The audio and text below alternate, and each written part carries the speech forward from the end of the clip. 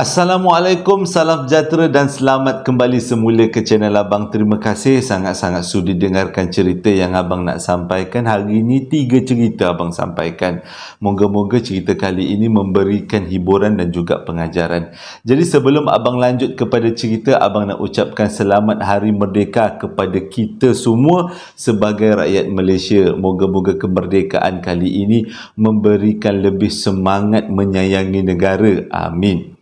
Dan juga sebelum Abang lanjut kepada cerita, kita doalah sama-sama. Moga Allah panjangkan umur kita, murahkan rezeki kita, banyakkan rezeki kita, dipermudahkan segala urusan-urusan kita di dunia dan di akhirat, dan dirahmati kita semua di dunia dan di akhirat. Amin ya rabbal alamin. Jadi tanpa membuang masa, kita teruskan dengan cerita yang pertama. Cerita yang pertama disampaikan oleh seorang budak perempuan namanya Syaz, sampaikan kepada Abang melalui email.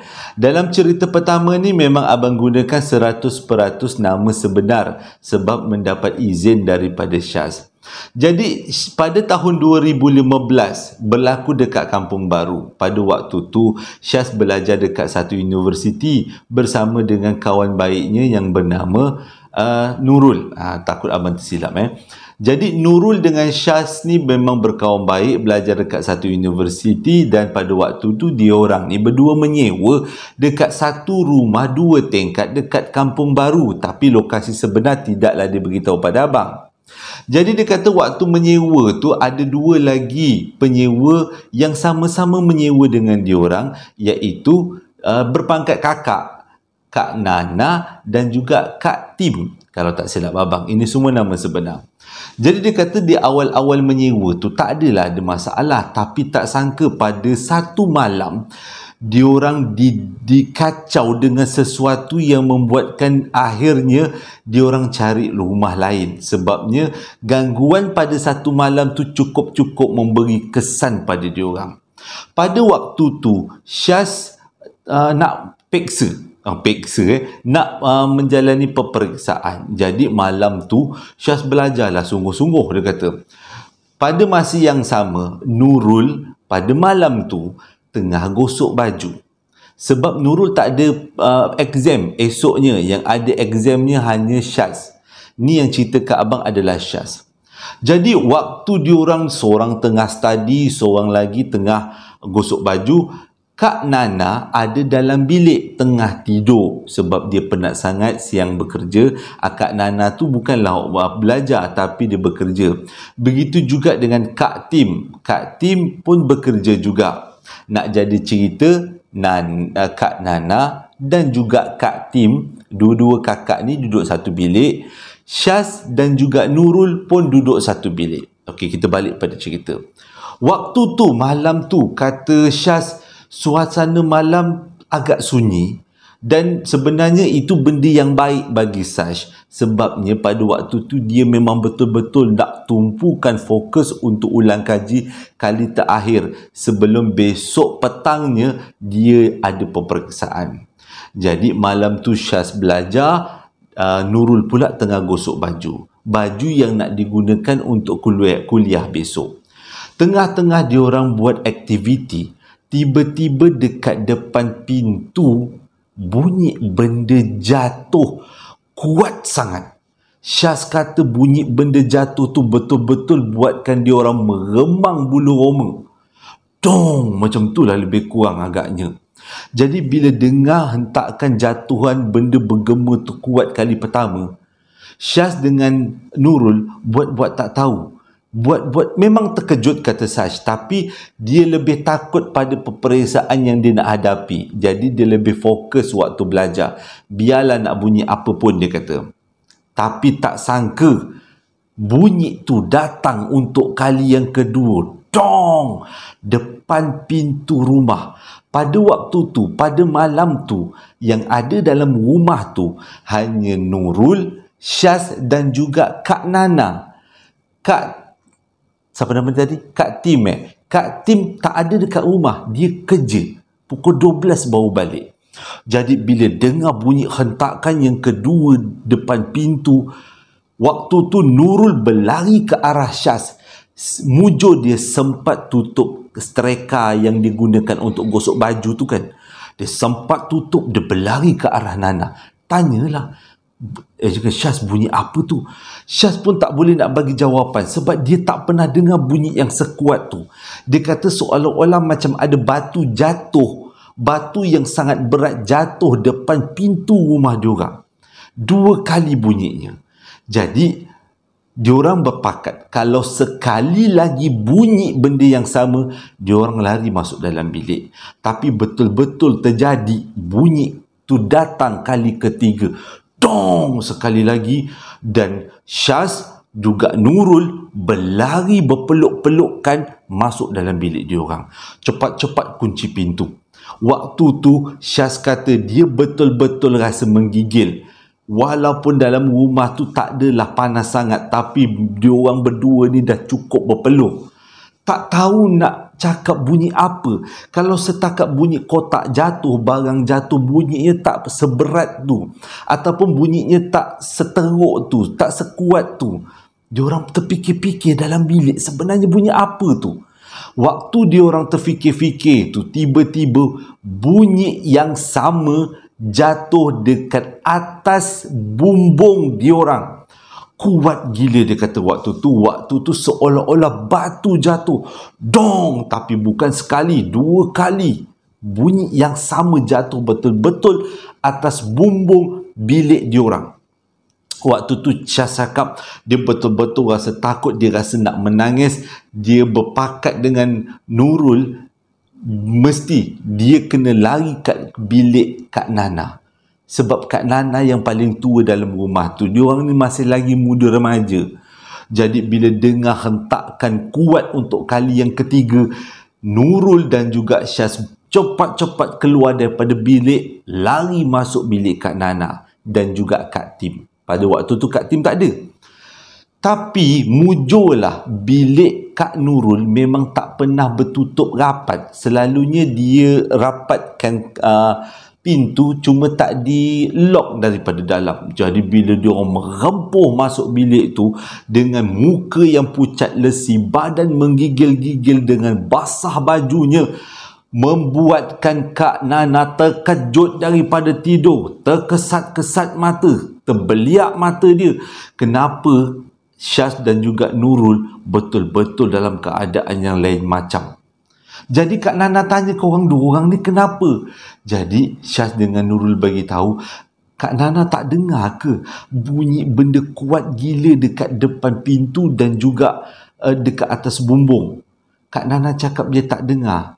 Yang nak jadi bestnya cerita ni, bilik Kak Nana adalah bilik paling depan. Memang bilik tu dekat sangat dengan pintu. Jadi dengan kata lain, memang sepatutnya Kak Nana dengar bunyi hentakan tu, tapi Kak Nana tak dengar. Dan ditambah pula, Kak Nana tak pernah tutup tingkap. Tenganga tingkapnya. Lagilah diorang seram. Bila diorang tengok tingkap Kak Nana dah terbuka macam tu, menjerit-jeritlah si Syaz dengan juga Nurul ni, minta Kak Nana tutupkan tingkap. Jadi Kak Nana pun bangun, dijengah-jengah kat luar, takut-takut kalau ada perompak. Tapi tak ada apa. Dia pelik juga yang dia tak dengar bunyi hentakan kuat tu 3 kali. 2 dekat pintu depan, 1 dekat atas bumbung. Jadi disebabkan 2 orang ni yang dah menggigil macam nak setengah habis nyawa ni, Kak Nana pun tutuplah tingkap. Jadi Kak Nana pesan macam ni, kita duduklah, korang tidur je lah kat bilik akak. Sebab tengok korang keadaan dia dah macam kena demam malaria. Memang menggigil-gigil lain macam. Jadi pada masa yang sama, Syaz minta Kak Nana beritahu pada Kak Tim, kalau Kak Tim balik nanti, hati-hati buat waktu nak masuk rumah, bacalah apa-apa yang patut. Jadi diorang pun bertiga tidur dekat dalam bilik. Sempatlah Syaz dengan Nana ambil Toto daripada bilik diorang, bawa ke dalam bilik Kak Nana. Dalam bilik Kak Nana ada 2 katil. 1 katil Kak Nana, 1 katil Kak Tim. Jadi diorang berdua, Syaz dan juga Nurul, tidur dekat tengah-tengah di antara 2 katil ni. Tidur atas Toto. Jadi tak lama tu, lebih kurang pukul 12 macam tu, Kak Tim pun balik. Bila Kak Tim balik masuk dalam rumah, diorang bertiga tanya, kalau Kak Tim nampak apa-apa benda yang jatuh, yang bunyi, menyebabkan bunyi kuat depan pintu dan juga atas bumbung tadi. Kak Tim cakap dia tak nampak apa-apa. Cuma dia kata angin kat luar kuat, sejuk. Dan dia rasa macam seram sejuk bila berdiri dekat depan pintu. Seolah-olah ada yang memerhati. Jadi diorang pun bila dah dengar Kak Tim cakap macam tu, mungkin gangguan tu dah tak ada. Tapi diorang tak berani nak tidur dekat bilik masing-masing. Diorang buat keputusan tidur dekat bilik Kak Nana dan juga Kak Tim. Jadi disebabkan keadaan terlalu takut, Syaz buka surah Yasin dekat handset dia. Tapi surah Yasin tu tak dapat nak dihabiskan sebab bateri dia habis. Nak pergi bilik dia ambil charger, dia kata dia dah kecut perut. Lebih baik bateri habis macam tu je. Tak adalah. Dia kata kalau ada peluang nanti pun dia kata dia cas menggunakan charger yang ada dekat dalam bilik Kak Nana dan juga Kak Tim. Jadi diorang berempat tidurlah dekat dalam satu bilik. Syaz ingatkan itulah gangguannya dah tamat. Tapi tak. Tengah-tengah diorang tidur lebih kurang pukul 1 pagi. Tiba-tiba Syaz yang tengah tidur rasa badan dia sakit kena cubit. Bila dia buka mata, rupanya yang cubit dia adalah Nurul. Jadi dia tanyalah, kau tak tidur lagi ke? Dah pukul 1 ni. Nurul cakap, dengar betul-betul apa yang dekat luar rumah, dia kata. Jadi Syaz pun pasang telinga. Rupanya dekat ruang tamu rumah diorang, di antara sama ada ruang tamu atau ruang depan dekat luar rumah, dengar orang mengaji. Tapi cara dia mengaji tu agak pelik sangat. Jadi dah bila dalam keadaan ketakutan macam ni, Syaz dengar, Nurul dengar, memang Syaz yakin yang mengaji tu bukanlah manusia. Sebabnya cara dia mengaji tak sama bunyi mengaji Al-Qurannya macam manusia biasa. Sebutannya pelik, dengungannya pelik. Dan dia kata dia yakin sebenarnya yang didengar tu adalah daripada alam sebelah. Mungkin alam sebelah tu ada yang beragama Islam. Mengajilah dia malam-malam. Jadi disebabkan terlalu takut, diorang pun selubungkan badan, tidur. Malam tu akhirnya dapat juga diorang tidur. Bila besok pagi, bila bangun pagi, diorang tengok Kak Nana dan juga Kak Tim dah pun pergi kerja. Kalau ikutnya, Syaz siang tu dah tak ada kuliah. Dia petang ada peperiksaan. Tapi dia tak sanggup nak tinggal rumah sorang-sorang. Dia ikut Nurul pergi kampus. Pergilah universiti. Walaupun tak ada exam, duduklah dia dekat universiti. Dia kata dia tak berani nak duduk rumah sorang-sorang. Dan selepas kejadian tu tak pernah lagi diorang alami apa-apa lagi kejadian. Dan selepas tu diorang tamat pengajian. Cumanya dia kata itulah gangguan 3 kali bunyi. Kalau misal kata dia berangan, mana mungkin Nurul pun dengar benda yang sama. Tapi memang diorang rasa itu adalah daripada alam sebelah yang mendengki. Dan cerita tu tamat pada takat ini. Kalau cerita yang pertama berkenaan dengan satu gangguan yang memang tak dapat nak dijelaskan. Tapi cerita yang kedua ni betul-betul cerita emas, berlaku pada tahun 1960 dekat Tanah Melayu. Sebenarnya dia tak beritahu dekat abang lokasi sebenar cerita kali ni. Tapi dia kata cerita kali ni bagi pengajaran pada semua. Cerita kali ni disampaikan oleh seorang lelaki namanya Nazrul. Dia cerita pasal arwah atuk dengan nenek dia. Nazrul bukanlah nama sebenar tapi nama yang diberikan oleh penonton-penonton cerita-cerita seram abang. Cerita dia macam ni. Pada tahun 1960, Nazrul ni anak lelaki tunggal dalam keluarga dia. Dalam keluarga dia semua perempuan, dia seorang aja yang lelaki. Abang nak cakap jantan tadi. Dia seorang aja yang lelaki. Jadi dia kata dia ada atuk dengan nenek dia waktu kecil-kecil. Dia ingat atuk dengan nenek dia memang orang baik, dia kata. Maksudnya selalu bagi bantuan pada orang kampung.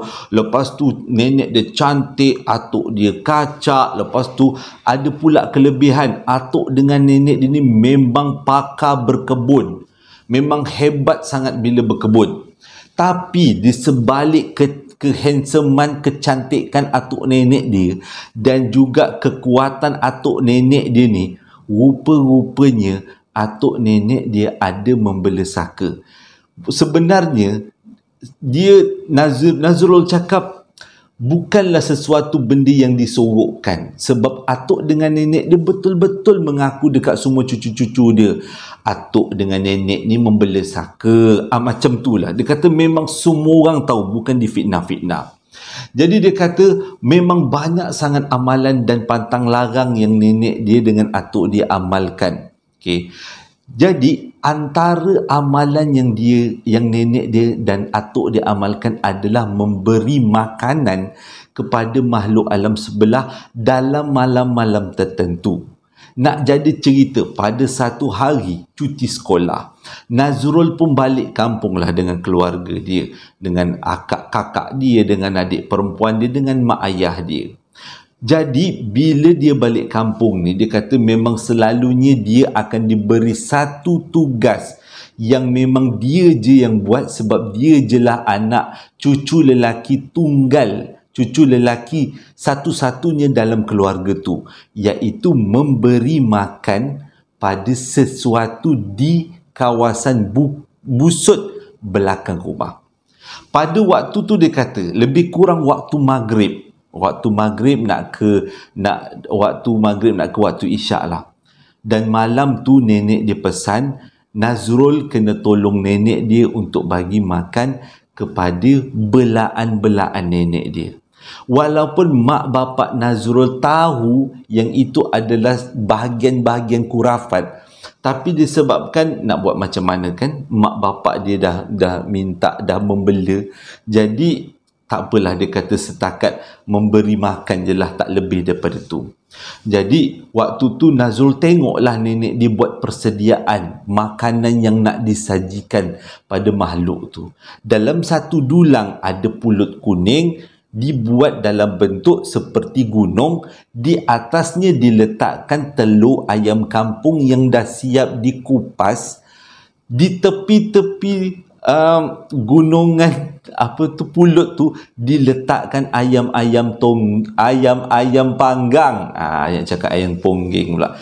Ayam-ayam panggang dan juga beberapa batang rokok daun. Bila dah siap yang dipanggilnya persembahan tadi, Nazrul akan bawa persembahan tu berseorangan, seorang-seorang lah bawa ke belakang rumah dan letakkan di atas satu busut yang agak tinggi. Busut tu setinggi Nazrul, tapi di atas puncak busut tu memang agak lepeh, memang bolehlah letak persembahan tu dekat atas tu. Jadi bawalah hati-hati, Nazrul cakap, persembahan tu. Nenek dia kata jangan ditumpahkan. Kalau ditumpahkan, kawan-kawan dia dekat alam sebelah tu marah, dia kata. Jadi bila hati-hati, dia letakkan atas busut tu dan dia terus patah balik ke rumah. Waktu dia patah balik ke rumah, dia dengar seperti ada benda yang berjalan ke arah dulang persembahan tu. Tapi Nazrul tak toleh belakang. Dia diam je. Dia kata memang itu pesan nenek dia. Kalau ada benda, dengar benda datang tu, diam-diam je. Jadi dia kata okey.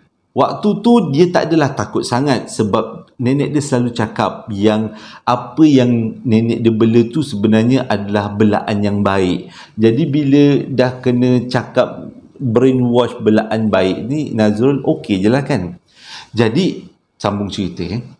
Bila dah habis cuti sekolah tu, Nazrul pun dengan keluarga pun siap-siap nak balik rumah. Nak balik rumah dia orang lah. Pada waktu tu, tahun 1960, dia orang mana ada kereta. Dia orang balik rumah, dia orang jalan kaki.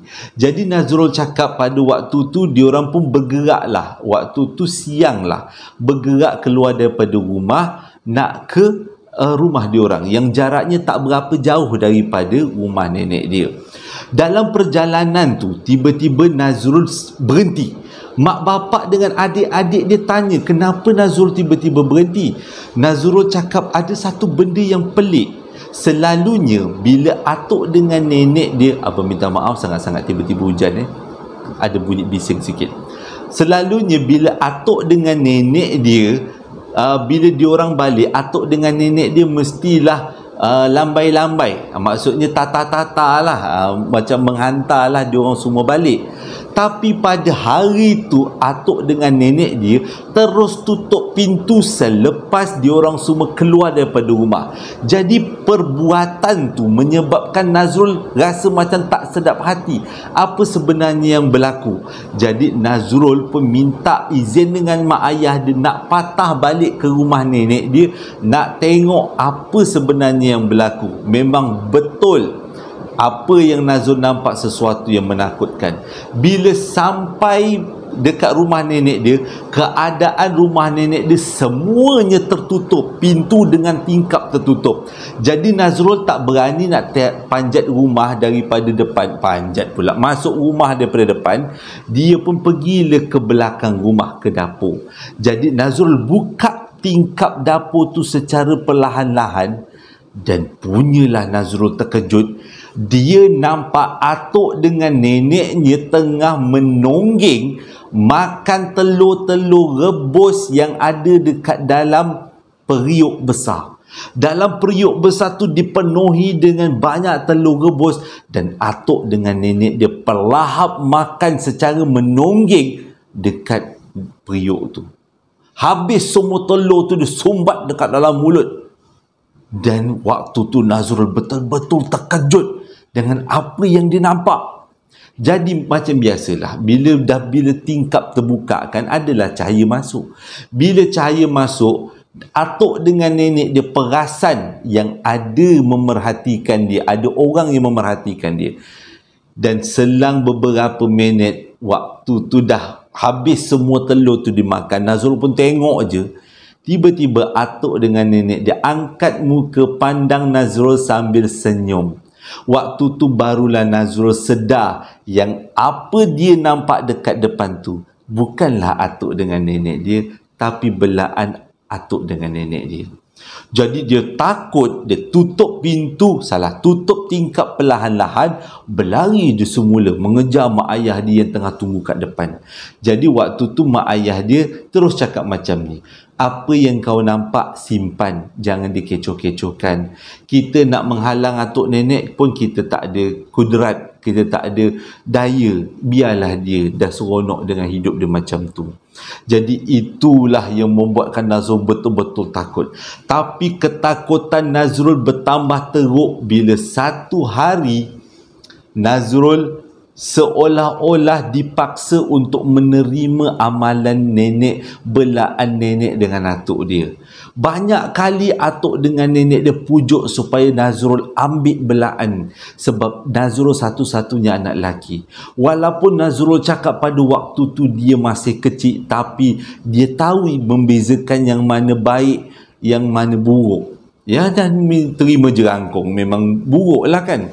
Jadi Nazrul cakap pada satu malam dia mimpi dia ada dekat dalam satu rumah dan rumah tu kosong. Lepas tu dia nampak depan dia ada tangga naik ke atas loteng. Dalam mimpi tu dia naik tangga tu sampailah ke atas loteng rumah. Di atas loteng rumah tu dia kata kawasan loteng tu sangat luas, dan di hujung loteng tu ada sebentuk kotak kayu yang besar. Jadi Nazrul berjalan ke arah kotak kayu tu, dan tiba-tiba kotak kayu tu terbuka dan keluarlah seorang perempuan tua terbongkok-bongkok cuba memanjat keluar daripada kotak dan berjalan perlahan-lahan ke arah Nazrul. Waktu tu sebelum sempat dia pegang tangan Nazrul, Nazrul dah terbangun. Kalaulah Nazrul sempat dipegang tangan, maksudnya Nazrul menerima ilmu tu. Tapi Alhamdulillah Nazrul cakap 2 kali dia berjumpa dengan makhluk tu. Satu dalam mimpi, satu lagi betul-betul dia nampak tertonggeng kat dapur. Kejadian ni tak samat pada sini waktu ni aja. Akhirnya nenek dengan atuk Nazrul meninggal dalam jarak masa yang tak jauh. Waktu diorang meninggal tu terpaksa dibuat sesuatu, iaitu proses buka bumbung. Mujurlah nenek dengan atuk dia tak tinggal dekat rumah flat. Hara nak buka bumbung. Rumah kampung. Jadi bolehlah, gigihlah juga buka bumbung. Tapi lepas buka bumbung pun atuk dengan nenek dia waktu meninggal, walaupun jaraknya jauh tapi peristiwanya lebih kurang. Atuk dengan nenek dia susah nak meninggal. Tapi akhirnya atuk dengan nenek dia meninggal selepas ilmu tu diterima oleh adik bongsu kepada nenek dia. Adik bongsu nenek dia ni terima semua amalan atuk dengan nenek dia. Barulah atuk dengan nenek dia meninggal. Jaraknya lebih kurang 2 minggu. Dia terima atuk dia dulu, ilmu atuk dia. Lepas tu adik nenek dia tu terima ilmu si kakak tadi. Jadi bila dah terima ilmu, barulah atuk dengan nenek dia meninggal. Dia kata Alhamdulillah akhirnya meninggal. Tapi kesannya terjadi sampai sekarang. Kalau ikut pengiraan abang, Nazrul ni dah berumur lebih kurang 50-an ke 60-an macam tu. Dan mengikut email yang abang dapat, sampai ke saat ini keluarga adik kepada nenek dia yang ambil amalan tu, keluarga tu memang betul-betul kena ganggu kau-kau punya. Anak-anak cucu sakit, macam-macam penyakit. Lepas tu banyak pula dia punya kejadian histeria-histeria. Mujur Nazrul cakap ilmu tu tak turun kepada keluarga diorang. Sepatutnya ilmu tu turun kepada keluarga diorang, sebab diorang ni adalah anak cucu kepada atuk nenek ni. Tapi ilmu tu turun kepada adik atuk dengan nenek dia. Jadi keluarga atuk dengan nenek dia sampai sekarang huru-hara. Okey.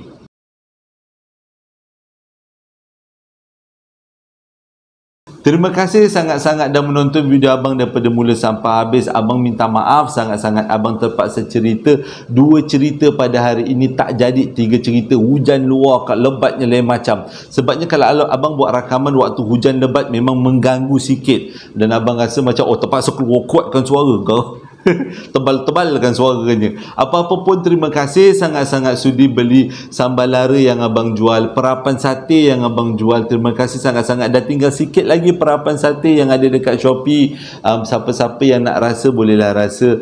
Sambal lara insya-Allah akan di restock. Dan terima kasih juga abang dapat mesej daripada beberapa orang yang dah membeli baju JSPL. Lawa pula bila tengok dalam gambar.